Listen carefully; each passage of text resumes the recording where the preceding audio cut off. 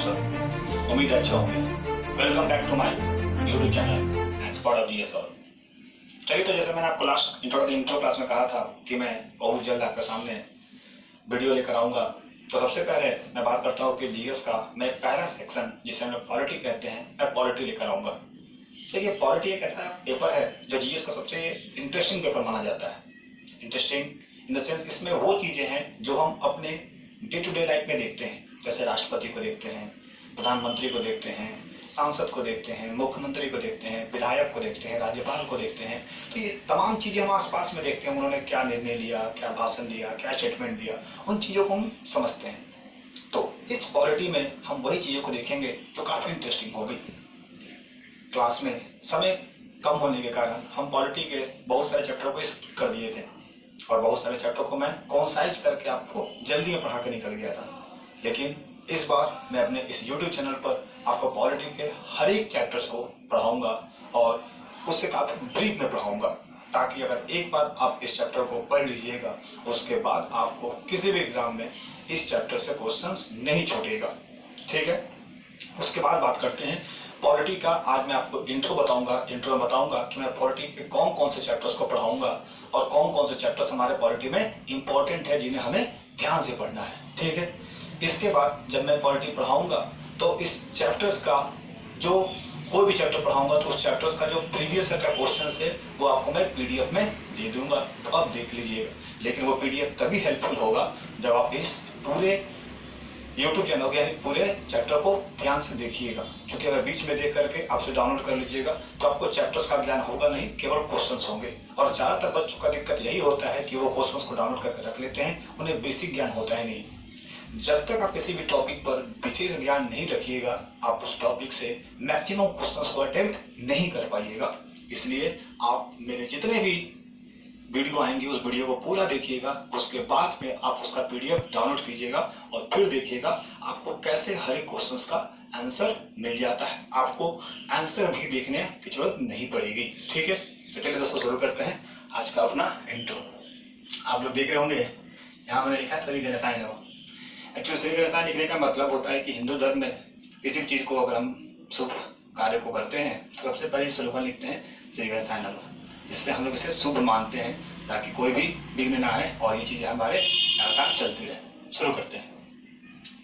देखिए, पॉलिटी का important chapters की बात करते हैं तो सबसे पहले चैप्टर हमारा आता है डेवलपमेंट ऑफ इंडियन कॉन्स्टिट्यूशन, संविधान का विकास।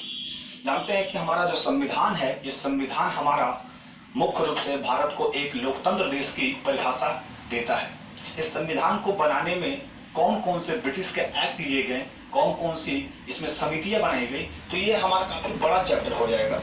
इसलिए इस चैप्टर्स को मैं दो भाग में बनाऊंगा, पहला पार्ट 1 और पार्ट 2।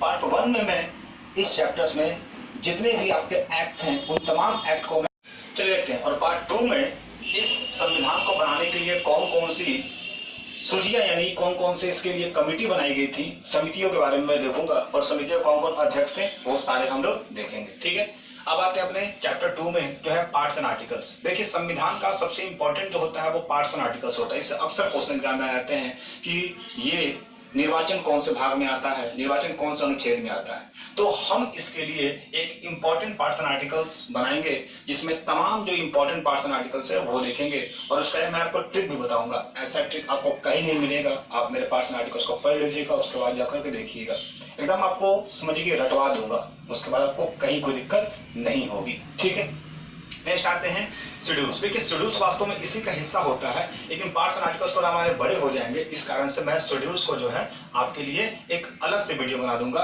और इसमें तमाम अनुसूचियों के बारे में आपको ब्रीफ में बताऊंगा। क्लास में मैं आपको हमेशा ये स्किप कर जाता था समय कमी के कारण, लेकिन इस बार ये मैं आपको स्किप नहीं करूंगा, बल्कि क्लास से भी ज्यादा अच्छे से यहाँ पर पढ़ाऊंगा।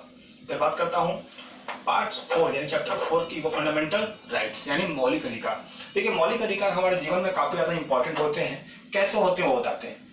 मौलिक अधिकार इंसान का एक वो अधिकार है जो उसे इस भारत में जन्म लेने के साथ ही मिलता है। यानी बहुत सारे लोगों को तो यही पता नहीं कि मौलिक अधिकार है क्या, भारत में जन्म तो ले लिए हैं लेकिन अधिकार ही पता नहीं है। तो इस वीडियो को देखने के बाद वो अपने अधिकार को जान लेंगे और समझ लेंगे, उसके बाद उन्हें जिंदगी में कभी कोई दिक्कत नहीं होगी कि उनका अधिकार क्या है और उनको क्या संविधान के द्वारा मिला है। नेक्स्ट बात करते हैं डीपीएसपी। ठीक है, डीपीएसपी बात करते हैं तो डीपीएसपी का बहुत बच्चे फुल फॉर्म जानते होंगे, बहुत बच्चे नहीं भी जानते होंगे। जो बच्चे जानते होंगे उनके लिए ठीक है, जो नहीं जानते हैं उनके लिए बताता हूँ। डीपीएसपी का फुल फॉर्म होता है directive principle of state policy, जिसे हिंदी में कहते हैं राज्य नीति निर्देशक तत्व। इसके अंतर्गत जो होती है वो हमारे केंद्र सरकार राज्य को कुछ निर्देश देती है जिससे राज्य में कल्याण होती है, परंतु इस निर्देश को राज्य मानने के लिए बाध्य नहीं होते हैं। वो कर भी सकते हैं और नहीं भी कर सकते। ऐसे होते हैं ना, गार्जियन एडवाइस देते हैं बेटा ये करोगे तो वो होगा, लेकिन बच्चे अगर उससे मानते हैं तो ठीक है, नहीं मानते हैं तो कोई बात नहीं है। कल्याण उनका होना ना होना उनके मानने पर निर्भर करता है। नेक्स्ट बात करते हैं चैप्टर 6 की, वो है फंडामेंटल ड्यूटीज। ये मैं क्लास में अक्सर ये चैप्टर छोड़ देता था, फंडामेंटल ड्यूटीज, जो कि कमी होती है समय की, लेकिन इसमें मैं ड्यूटीज बताऊंगा कि अगर आपको अधिकार दिया गया है तो इसके साथ ही साथ आपको कुछ ड्यूटीज भी दी गई है। अगर आप सरकार से अपने अधिकार को मांगते हैं तो आपका कुछ कर्तव्य भी बनता है जो सरकार के प्रति आपको करना है। ठीक है, तो ये हमारे पार्ट 6 यानी चैप्टर 6 हो गए और आगे के लिए काफी है। ठीक है, तो हमने 6 तक देख लिया था, अब देखते हैं आगे के 7 चैप्टर। 7 चैप्टर है governor, governor general and viceroy. देखिए वास्तव में ये जो गवर्नर, गवर्नर जनरल, वाइसरॉय ये हिस्ट्री के पार्ट आते हैं और पॉलिटी के पार्ट आते हैं, क्योंकि बहुत सारे गवर्नर्स का नाम पॉलिटी में पूछ देता है जिन्होंने सुधार किए थे, बहुत सारे गवर्नर का नाम हिस्ट्री में पूछ देता है। तो इसके लिए मैं आपको तीनों का एक जेड सीरीज पढ़ाऊंगा। ये जेड सीरीज वो एक शॉर्टिक तरीका है जिससे आप तमाम गवर्नर, गवर्नर जनरल और वाइसरॉय जो हमारे भारत में बनाए गए थे उनको याद करने का ये एक शॉर्टिक है। ठीक है, नेक्स्ट बात करते हैं chapter number 8, president and vice president. हमारे भारत के राष्ट्रपति और उपराष्ट्रपति कौन है, कैसे बने, उनकी क्या प्रक्रिया होती है, उनके निर्वाचन की प्रक्रिया, तमाम चीजें देखेंगे।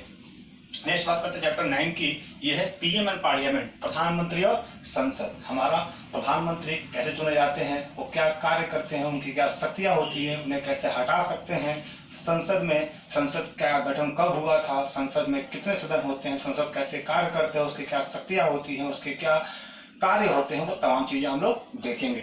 नेक्स्ट बात करते हैं chapter 10, judiciary system of India, Bharat की न्यायपालिका। भारत की न्यायपालिका का गठन कब हुआ, न्यायपालिका की क्या शक्तियां होती हैं, क्या कार्य होते हैं, कैसे निर्वाचन होते हैं और वो किस तरीके से हमारे देश को नियंत्रित करती है। ठीक है, नेक्स्ट बात करते हैं चैप्टर 11 की, सेंटर स्टेट रिलेशन यानी केंद्र राज्य संबंध। भारत पता होगा राज्यों का संघ है, तो संघ होने का मतलब कहीं ना कहीं एक संबंध बनता है केंद्र और राज्य के बीच। तो वो संबंध कैसे बनते हैं, कैसे केंद्र और राज्य मिलकर एक साथ हमारे देश को चलाते हैं, हमारे देश को आगे बढ़ाते हैं, हमारे देश की प्रगति करते हैं। ठीक है, नेक्स्ट चैप्टर 12 की बात करते हैं पंचायती राज। भारत में ये एक तीसरी सरकार होती है पंचायती राज, जो कि हमारे केंद्र और राज्य के अलावा होती है। पता होगा केंद्र जो देश के लिए कानून बनाती है, स्टेट जो होती है वो राज्य के लिए, और पंचायती राज जो होती है वो हमारे जिले में कार्य करती है। जिले में कैसे कार्य करती है, उसकी क्या शक्तियां होती है, क्या निर्वाचन होते हैं और वो किस तरीके से हमारे जिले को आगे बढ़ाती है, वो हम लोग इसमें देखेंगे। नेक्स्ट चैप्टर देखते हैं अटॉर्नी जनरल। देखिए आप लोगों को याद होगा कि क्लास में जो हमारे पुराने बच्चे हैं उनको मैं क्लास में attorney general, CAG, election commission, UPSC, ये चारों को मैं एक बार में ही पढ़ा देता था क्योंकि समय की कमी थी। लेकिन क्योंकि एग्जाम पर्पज से इससे बहुत सारे क्वेश्चन आते हैं और खास करके हाई लेवल में तो जैसे बीपीएससी की बात करते हैं, बिहार दरोगा की बात करते हैं, वहां से इन चैप्टर से अच्छे खासे क्वेश्चन आ जाते हैं, आर्टिकल से लेकर के, पावर्स को लेकर के। इसलिए मैं अपने इस चैनल पर आपको अलग अलग इस चैप्टर्स को पढ़ाऊंगा।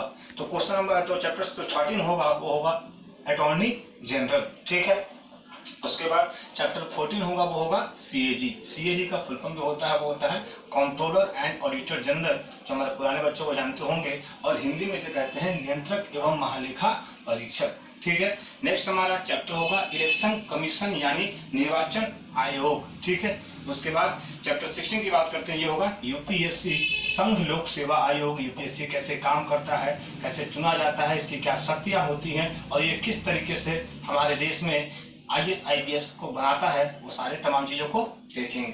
नेक्स्ट बात करते हैं पार्लियामेंट्री कमेटी। ये चैप्टर मैंने आपको कभी नहीं पढ़ाया था, लेकिन एग्जाम में खास करके बीपीएससी और बिहार दरोगा इस एग्जाम्स में ऐसे क्वेश्चन यहाँ से आते हैं, इसलिए मैं आपको अपने इस चैनल पर ये भी चैप्टर पढ़ाऊंगा पार्लियामेंट्री कमेटीज की, कैसे हमारी पार्लियामेंट्री समितियां बनी हैं और कौन कौन से उसके अध्यक्ष होते हैं, उनका क्या कार्य होते हैं, वो तमाम चीजें देखेंगे। उसके बाद लास्ट चैप्टर हमारा पॉलिटी का होगा अमेंडमेंट, संविधान संशोधन। यानी संविधान बन तो गया, लेकिन संविधान के बनाने के बाद हमें क्या जरूरत पड़ी, क्या कोई नई चीजें पड़ी जिससे हमने इसको सुधारा और सुधार करके इसको आगे बढ़ाया। ठीक है, तो ये हमारा पॉलिटी का पूरे 18 चैप्टर्स हैं, जिनको कि मैं अपने अगले क्लास में एक एक वीडियो लेकर आऊंगा और उस वीडियो में आपको पीडीएफ भी दूंगा, उसका क्वेश्चन भी दूंगा। लेकिन मैं आपसे उम्मीद करना है, मैं आपसे ये चाहता हूं कि आप हमारे वीडियो को पूरा देखें, देखने के बाद ही पीडीएफ को डाउनलोड करें, जिसके बाद आपको समझ में आएगा कि आपने जो चैप्टर पढ़ा है उस चैप्टर से आपको वो क्वेश्चन बन रहे हैं या नहीं। ठीक है स्टूडेंट, तो आज के लिए काफी है। That's all, thank you. आप लोग खुश रहें, थैंक यू।